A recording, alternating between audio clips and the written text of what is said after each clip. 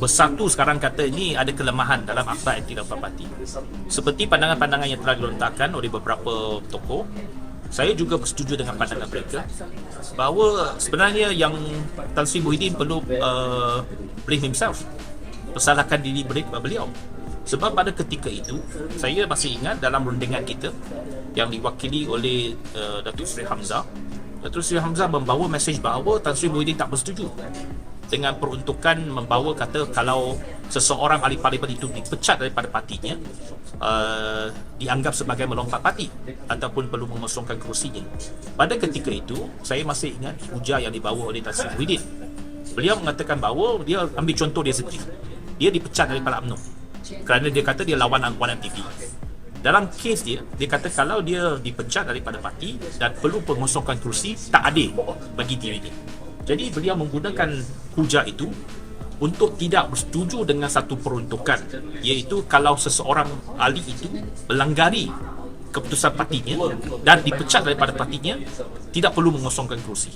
Itu pandangan beliau. Itu sebabnya peruntukan itu tak masuk dalam pindaan perlembagaan. Jadi pada ketika itu, kita dalam DAP sudah melihat ada kelemahan. Tapi kita pada ketika itu tidak menolak pindaan tersebut, kerana kita tahu kalau kita menolak pindaan tersebut, maka kita tak ada satu Akta Anti-Lompat Parti. Namun begitu, kelemahan itu kita mengambil langkah dalaman untuk memastikan bahawa untuk DAP kita boleh mengelakkan keadaan seperti itu, iaitu kita mengatakan bahawa dalam peruntukan Perlembagaan Persekutuan, sekiranya seseorang itu tidak lagi menjadi ahli parti, dalam keadaan apa dia tidak menjadi ahli, maka dia perlukan kosongkan kursi. Jadi dalam perlembagaan parti kita masukkan satu peruntukan. Kalau seseorang ahli parlimen ataupun ahli Dewan Undangan Negeri, dia dalam keadaan-keadaan tertentu, umpamanya perkara-perkara dasar, menyokong Perdana Menteri, pihak lawan, menyokong bajet dan sebagainya, tanpa arahan daripada parti ataupun melanggari arahan parti, maka dia boleh dipecat daripada parti ataupun dilucutkan keahliannya, dilucutkan keanggotaan.